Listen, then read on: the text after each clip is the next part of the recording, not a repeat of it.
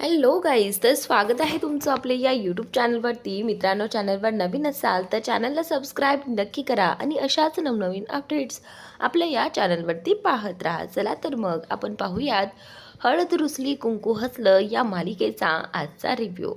तर मित्रांनो, आता या समरची आई जी आहे ती आता वारली आहे आणि समरच्या आई गेल्यानंतर समरला आठवत आहे की कशा पद्धतीने आईने त्याचा सांभाळ केला होता.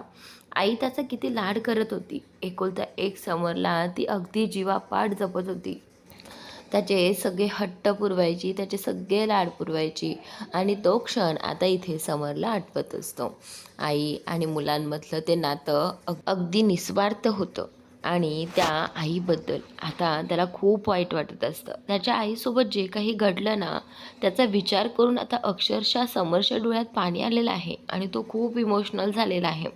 ज्या आईने त्याच्यासाठी एवढं सगळं काही केलं, आज तीच आई त्या कृष्णापायी आज वेड्याच्या हॉस्पिटलमध्ये होती आणि ही वेळ जी आहे ना ती फक्त त्या कृष्णामुळे आली होती.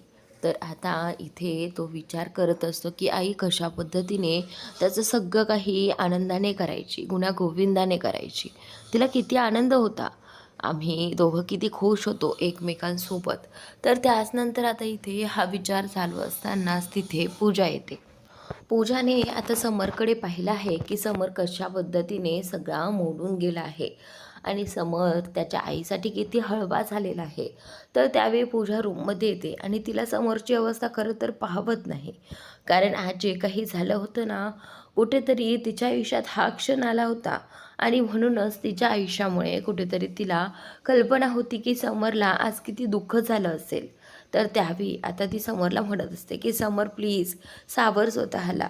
हे बघ, हा आत्ताचा जो क्षण तू जगतो आहेस ना, हाच क्षण काही दिवसांपूर्वी माझ्याही आयुष्यात आला होता आणि एवढा दुःखाचा होता तो मी तुला सांगूही शकत नाही. आणि त्या एका गोष्टीमुळे माझं सगळं जगच उलटून गेलं. तर त्यावेळी आता इथे ती सांगत असते की काही दिवसांपूर्वी माझे बाबाही मला सोडून गेले, जसं की तुझी आई तुला सोडून गेली. तर त्यावेळी ती बोलते की हे बघ समर, आपल्या हातात असं काहीच नसतं रे, सगळं काही देवाच्याच हातात असतं, कधी जायचं कधी यायचं. तर त्यामुळे तू प्लीज आता स्वतःला सावर. जे काही झालं आहे ना, त्यात तुझी काहीच चूक नाही आहे. चूक सगळी फक्त त्या कृष्णाची आहे, असं आता इथे ती पूजा म्हणत असते. समर फक्त पूजाचं बोलणं ऐकत असतो आणि त्याच्या डोळ्यातनं अश्रू येत असतात. त्यावेळी आता पूजा त्याला सांगण्याचा प्रयत्न करत असते की हे बघ, यात तुझ्या आईची आणि तुझी काहीही चूक नव्हती. तर त्यावेळी आता समर जो आहे तो फक्त एकटक पाहत असतो आणि ही पूजा पूजा मात्र आता समरला भडकावून देण्याचा प्रयत्न करत असते. आणि इकडे इकडे आता हे अढळराव जे आहे ते देखील बायकोच्या पहिल्या आठवणींमध्येच हरवले आहेत. त्यांनी कशाप्रकारे त्यांच्या बायकोला त्रास दिला, कशाप्रकारे बाळजाबाई त्यांच्या आयुष्यात आल्यानंतर त्यांना नाकारलं, हे सगळं इथे अढळरावांना आठवत असतं. तर त्यावेळी कुठेतरी अढळरावांना त्यांच्या बायकोबद्दल, त्यांच्याशी वागण्याबद्दल पश्चाताप होत असतो. पण आता त्याला पश्चाताप करून काहीच उपयोग नसतो, कारण आता त्यांची बायको जी आहे तीच आता उरलेली नसते. मग आता जास्त विचार करून तरी काय उपयोग होणार ना. अढळरावांच्या आयुष्यात जेव्हापासून बाळजाबाई आल्या तेव्हापासून अढळरावांनी कधीच त्यांना कुठलाही मानपान दिला नाही, ना की पत्नीचाही दर्जा दिला. त्याचमुळे आज समोरची आई त्यांच्यापासून दुरावली होती. कुठेतरी बाळजाबाईला वाटत असतं की या सगळ्या गोष्टीला फक्त बाळजाबाई म्हणजे मीच जबाबदार आहे. बाळजाबाई स्वतःला सावरण्याचा प्रयत्न करत असते आणि आता अढळरावांना या सगळ्यातून बाहेर काढण्याचा देखील प्रयत्न करत असते. बाळजाबाई तिथे येते, अढळरावांना पाणी वगैरे देते आणि मग अढळरावांशी बोलू लागते. म्हणते की अहो, या सगळ्याला ना मीच जबाबदार आहे. खरं तर मीच तुमच्या आयुष्यात यायला नको होतं, पण मला खूप लालसा होती. मी मान्य करते की माझ्या चुकीपोटी तुम्हाला तुमची बायको गमवावी लागली आणि आज मीच माझ्या हट्टापायी या घरात आले नसते तर तुमचं आयुष्य जे आहे ते सगळं काही सुरळीत पार पडलं असतं. तर त्यावेळी आता अढळराव जे आहे ते बाळजाबाईंचं बोलणं ऐकत असतात. बाळजाबाईंना त्यांचा पश्चाताप झालेला दिसत असतो. तर त्यावेळी अढळराव जे आहे ते बाळजाबाईंना म्हणतात की बाळजाबाई, जेवढी चूक तुमची आहे ना तेवढी चूक माझी आहे. तुम्ही माझ्या आयुष्यात आला होतात, पण मी हे विसरायला नको होतं की माझ्या आयुष्यात ऑलरेडी कुणीतरी आहे. पण मी तसं केलं नाही. मी तुमच्यात गुंतत गेलो आणि त्यामुळे आमच्यामध्ये वाद झाला, आमच्यामध्ये अंतर पडलं आणि त्या सगळ्यामुळेच आज अनुसयावरती ही वेळ आली, असं आता अढळराव इथे म्हणत असतात. पण अढळराव बोलतात की बाजाबाई, आता घडलेल्या गोष्टींचा विचार करून काही उपयोग होणार नाही. आता आपल्याला या सगळ्याचा विचार सोडून पुढे जायला हवं. तर आता इकडे ही पूजा पूजा जी आहे अजूनही समरला समजावून सांगण्याचा आणि समरचे कान भरण्याचा प्रयत्न करत असते. पूजा म्हणते की मला माहीत आहे या सगळ्यातनं तुझी आणि तुझ्या आईची काहीच चूक नाही आहे. या सगळ्यातनं चूक फक्त त्या बाळजाबाईची आणि कृष्णाची आहे. तुला काय वाटतं समर? ह्या सगळ्यात चूक फक्त बाळजाबाईची नाही आहे. ह्या सगळ्यात चूक ना त्या कृष्णाची आहे. जेव्हापासून ती कृष्णा या घरात आली आहे ना, तेव्हापासून तिने या घराची पूर्ण सत्ता स्वतःच्या हातात घेतली आहे. खरं तर त्या सत्तेवरती खरा अधिकार, खरा हक्क तुझाच आहे. तूच फक्त या घराण्याचा वारस होतास. पण त्यानंतर तुझ्या आयुष्यात बाळजाबाई आणि त्यानंतर ही कृष्णा आली. त्यानंतर सगळं काही बदलून गेलं. पण आता आपण हार मानायची नाही. हे बघ, जे आपलं हक्काचं आहे ना, ते आपण मिळवायचंच. त्यांचा मोठा मुलगा दुष्यंत, तो सख्खा मुलगा आहे ना त्यांचा. आणि त्यानंतर सगळं काही त्यांनी त्याच्या नावावर केलं. त्यांनी सगळं काही अधिकार त्याला सोपवले. पण आपण असं होऊ द्यायचं नाही. असं होता कामा नये. हे बघ समर, आता तुला या दुःखातून सावरावं लागेल. असं आता इथे ही पूजा जी आहे ती या समरला म्हणत असते. समर म्हणतो की हो हो पूजा, मी आता इथून पुढे अजिबात डगमगणार नाही आणि माझ्या हक्कासाठी लढणार. माझं आत्तापर्यंत सगळं हक्काचं ज्यांनी ज्यांनी ओरबाडलं ते सगळं मिळवण्याचा मी प्रयत्न करणार. तर त्यावेळी हे सगळं ऐकून आता पूजाला खूप बरं वाटत असतं. तर त्याचनंतर आता इकडे अढळराव बाळजाबाईंना सांगण्याचा प्रयत्न करत असतात.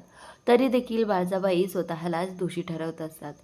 तर या सगळ्यामध्ये दोष त्या दोघांचाही असतो. आणि कृष्णा जी आहे ती आता आबांकडे बोलण्यासाठी आली होती. पण बाळजाबाई आणि अढळराव दोघेजण बोलताना पाहून कृष्णाने रूममध्ये पाऊल देखील ठेवला नाही. त्या दोघांचं बोलणं ऐकून ती तिथून निघून जाते. तर त्यानंतर आता इकडे बाळजाबाईला खूप पश्चाताप होत असतो.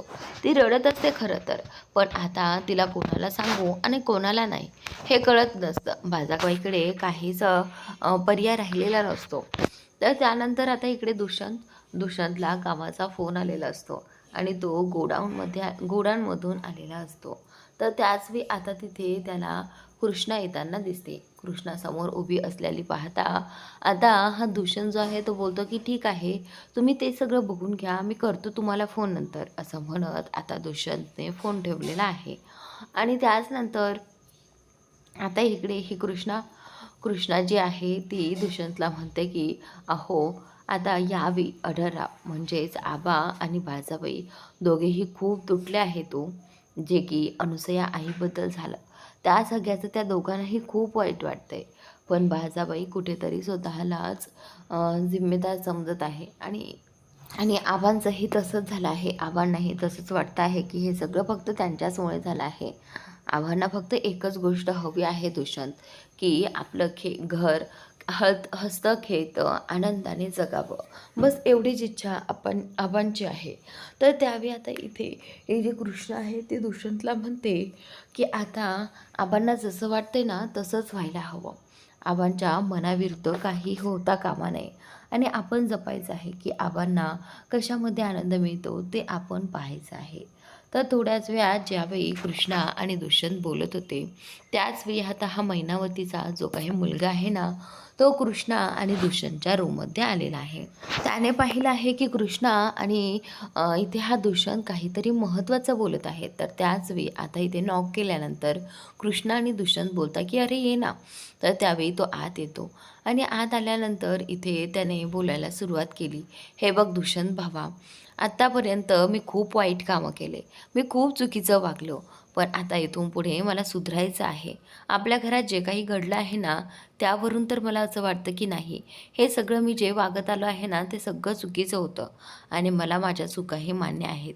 असं आता इथे तो दुष्यंतसमोर म्हणत असतो. तर त्यावेळी आता दुष्यंत बोलतो की म्हणजे तुला नक्की म्हणायचं तरी काय? तर त्यावेळी आता तो बोलतो की दुष्यंत भावा, मला असं वाटतं की मी आता सुधारलं पाहिजे.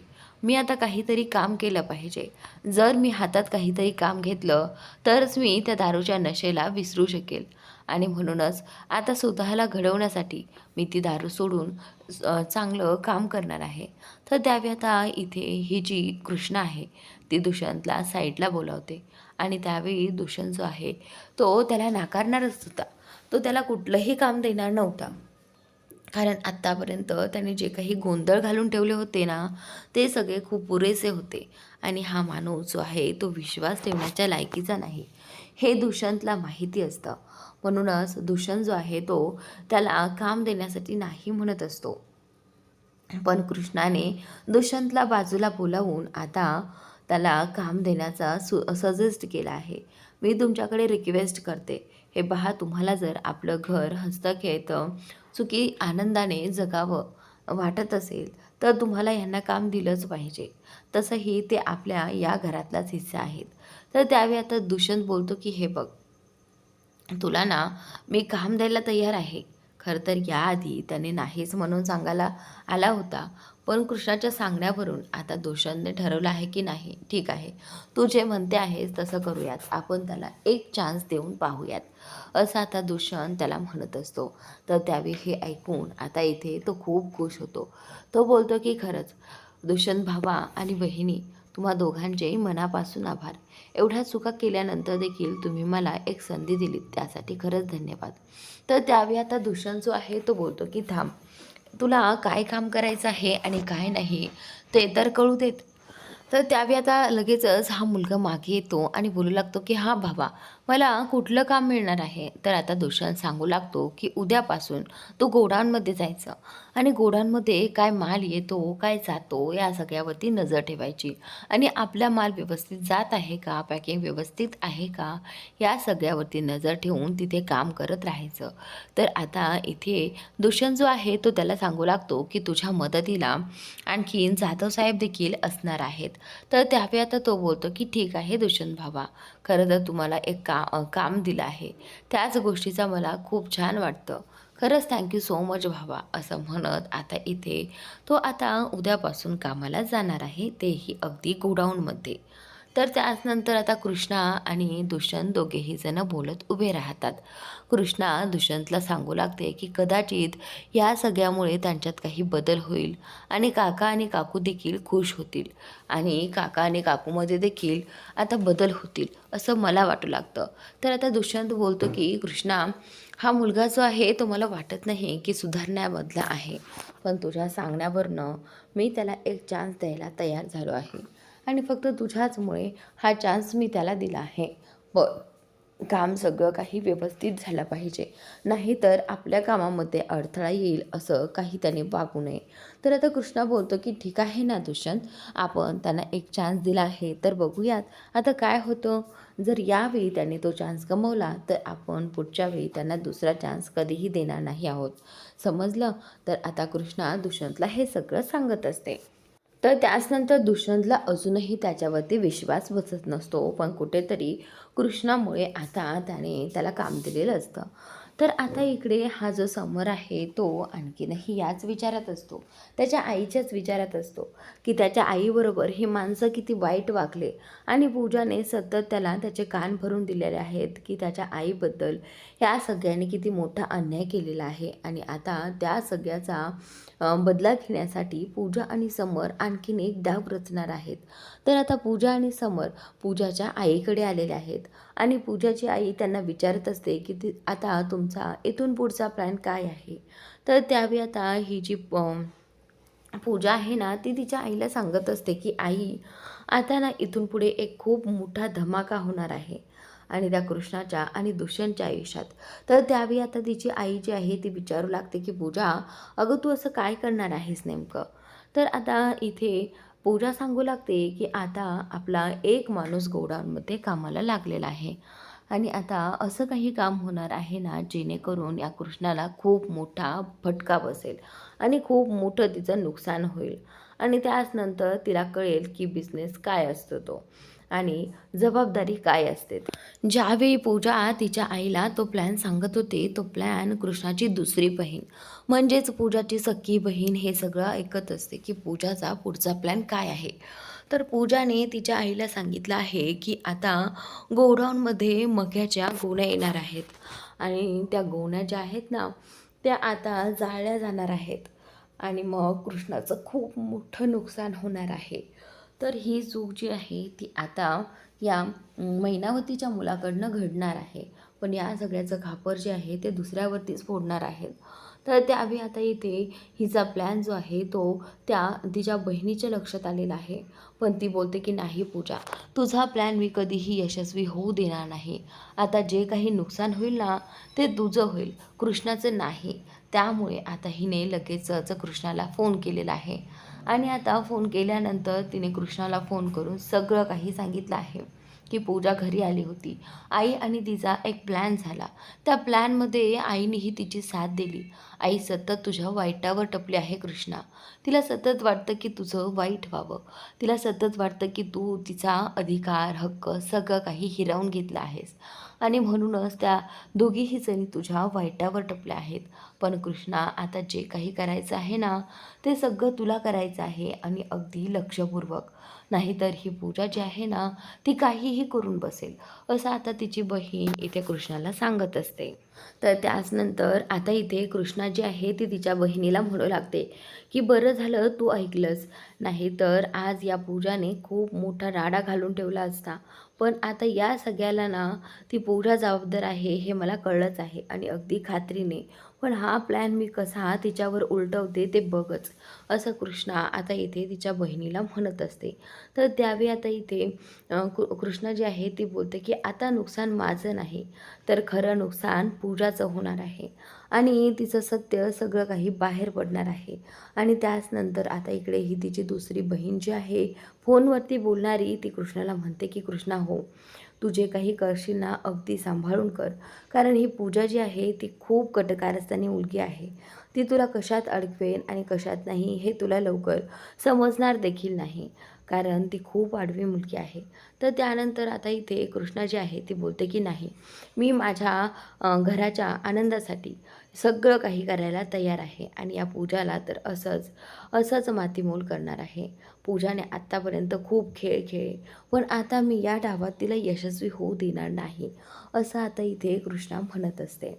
पूजाने खरं तर हा डाव कृष्णाला वाईट ठरवण्यासाठी आणि कृष्णा कशी बेजबाबदार आहे हे ठरवण्यासाठी आखला होता आणि ही कृष्णाची बहुतेक 5वी चूक असणार आहे. आणि या सगळ्याचा विचार करून पूजाने आता हा सगळा डाव आखायचा प्रयत्न केला आहे. आणि त्याचनंतर आता ह्या पूजाचा डाव जो आहे ती कृष्णा स्वतःवरतीच उलटवणार आहे. तिला आता आयडियाच नाही आहे की या सगळ्या प्लॅनबद्दल कृष्णाला कळालं आहे. आता ती अगदी बिनधास्त असते, कारण तिला माहिती आहे की आता गोडाऊनमध्ये खूप सारा राडा होणार आणि मग बघूयात बाळजाबाई आणि अढळराव कसे कृष्णाला माफ करतात. कारण ही चूक जी आहे ती माफी करण्यालायकच नसणार आहे, कारण इथे खूप मोठं नुकसान करण्याचं तिने ठरवलं होतं. आणि ह्या सगळ्यात समर आणि तिची आई, पूजाची आई, तिला साथ देत होते. हे सगळं पाहून ना कृष्णाला आणि कृष्णाच्या त्या बहिणीला खूप वाईट वाटत असतं की हे लोक असं एवढं वाईट कसं काय वागू शकतात एखाद्याच्या आयुष्यामध्ये. खरं तर हे सगळं फक्त पूजाच्या आईमुळे होत होतं. पूजाच्या आईनेच असे पूजाला संस्कार दिले होते. नेहमी ती जे काही करेल त्या सगळ्यात ती साथ देत आली होती आणि यावेळी देखील कृष्णाला खाली पाडण्यासाठी हा एवढा मोठा कट या पूजाने रचला होता. आणि या कटाबद्दल आता तिने तिच्या आईला सगळं काही सांगितलं होतं, पण तिने पाठीमागं हे पाहिलं नाही की तिची बहीण ऐकते आहे. आता या सगळ्याचा तिच्यावरती उलट परिणाम होणार आहे. तर प्रेक्षकांनो, आता कृष्णा जी आहे ती पूजाच्या विरोधात कसं काय डाव खेळेल, म्हणजे कृष्णा नक्की काय करेल, जो की या पूजाचा प्लॅन जो आहे तो तिच्यावरतीच हाणून पाडेल, हे पाहणं उद्याच्या भागात रंजक ठरणार आहे प्रेक्षकांनो. तर नक्की पहा. आपली ही सिरियल खूपच इंटरेस्टिंग झाली आहे, तर स्किप न करत पाहत जा. आणि व्हिडिओ आवडला तर व्हिडिओला लाईक करायला विसरत जाऊ नका. अजूनही आपल्या चॅनलला सबस्क्राईब केलं नसेल तर लवकरात लवकर सबस्क्राईब करून घ्या, जेणेकरून तुम्हाला अशाच नवनवीन अपडेट्स आपल्या या चॅनलवरती पाहायला मिळतील. Thanks for watching.